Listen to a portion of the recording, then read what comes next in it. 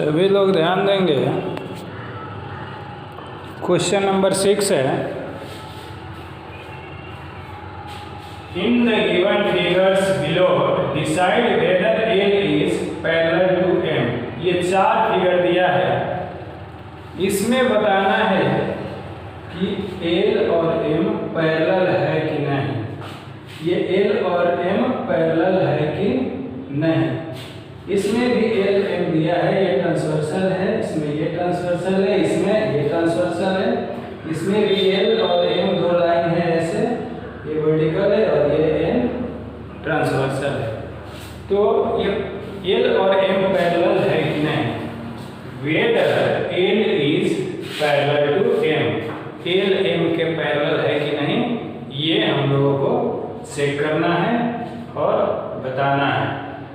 तो हम लोग जानते हैं कि ये एंगल जो दिया है उसी में हम लोग कैलकुलेट करेंगे और देखेंगे कि हमारा जो पैरेलल लाइन और ट्रांसवर्सल के बीच जो रिलेशन होता है, एंगल जो बनते हैं, उसमें कैसे क्या रिलेशन होता है वो देखेंगे। तो सबसे पहले फर्स्ट में हम लोग देखेंगे ये angle on the same side of transversal, interior angle on the same side of transversal का सम कितना होता है, 180 होता है जब पैरेलल होगा। तो ये एल और एम कब पैरेलल होगा, जब ये ट्रांसवर्सल के एक ही तरफ के इंटीरियर एंगल का सम 180 होना चाहिए।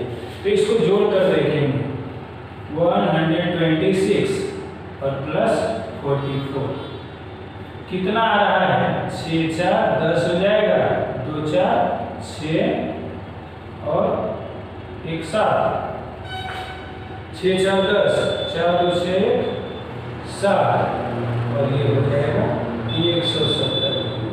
लेकिन आना चाहिए 180, ये 180 के बराबर नहीं है, इसलिए यह पैरेलल नहीं है। L is not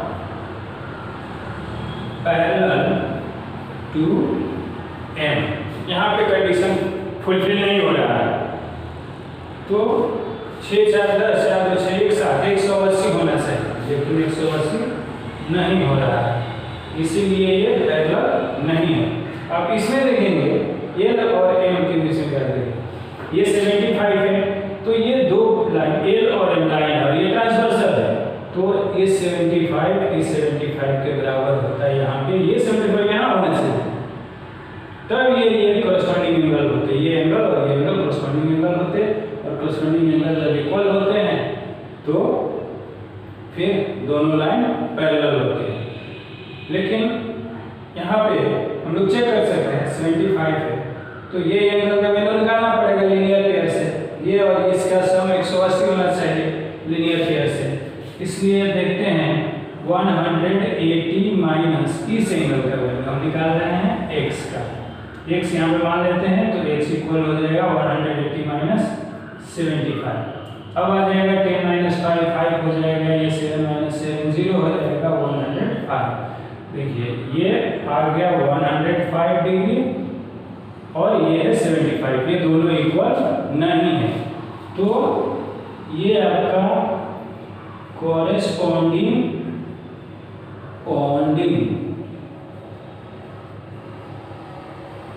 angles are not equal,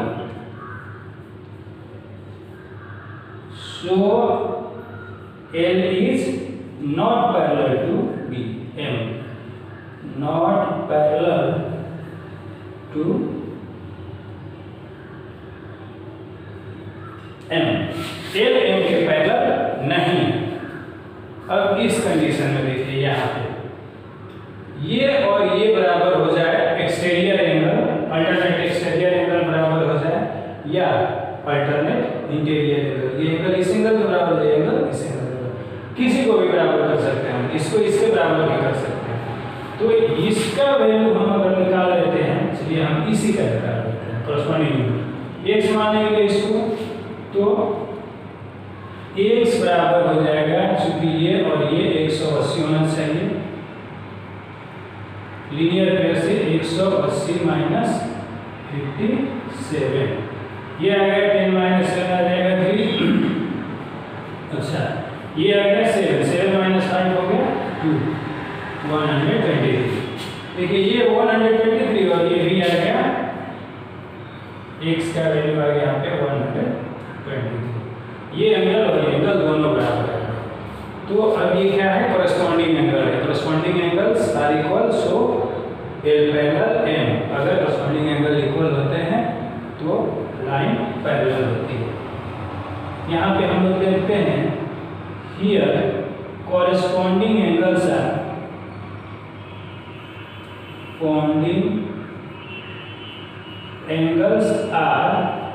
equal, so L parallel M, L M के पैरेलल है।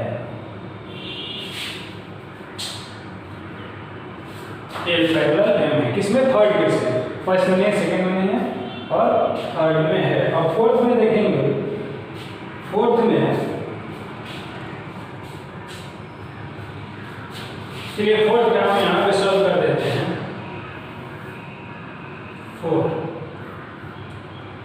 फोर्थ का फिगर वहां देखेंगे, ये आपका 98 है और ये 72 है, तो ये कितना होना चाहिए, ये एंगल इस एंगल के बराबर हो जाए। अल्टरनेटिव सेकंड में ये लाइन एल है और एम है और ये एन है ट्रांसवर्स, तो ये एंगल इस एंगल के बराबर होता, क्योंकि ये वर्टिकल अपोजिट एंगल है, तो यहाँ भी हो जाएगा 98। वर्टिकल अपोजिट एंगल इक्वल होते हैं, तो यहाँ 72 हो जा रहा है। अच्छा और ये 98, फिर ये भी निकाल सकते हैं हम, एक ही बार इसको निकाल लेते हैं। 180 हो जाएगा, x plus 98 equal to 180। x equal to हो जाएगा 180 डिग्री माइनस 98, तो आ जाएगा 10 माइनस 2 और ये हो जाएगा 7, तो 70 माइनस 9 हो गया 8, यानी 82 आ गया। 2 7 17 82 आ गया। यहाँ पे x का वैल्यू आ गया 82, जब ये 72 है और ये आया है, तो कॉरेस्पॉन्डिंग एंगल इक्वल नहीं है।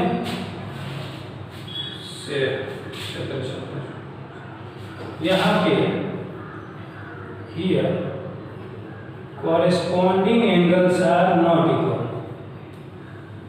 Corresponding angles are not equal. So L is not parallel to M. ये हो गया आंसर। या तो कॉरेस्पॉन्डिंग एंगल इक्वल हो, या अल्टरनेट इंटीरियर एंगल इक्वल हो, या अल्टरनेट एक्सटीरियर एंगल हो, या एक ही तरफ के एंगल, ट्रांसवर्सल के एक ही तरफ के एंगल, इंटीरियर एंगल का सम 180 हो, तब लाइन पैरेलल होती है।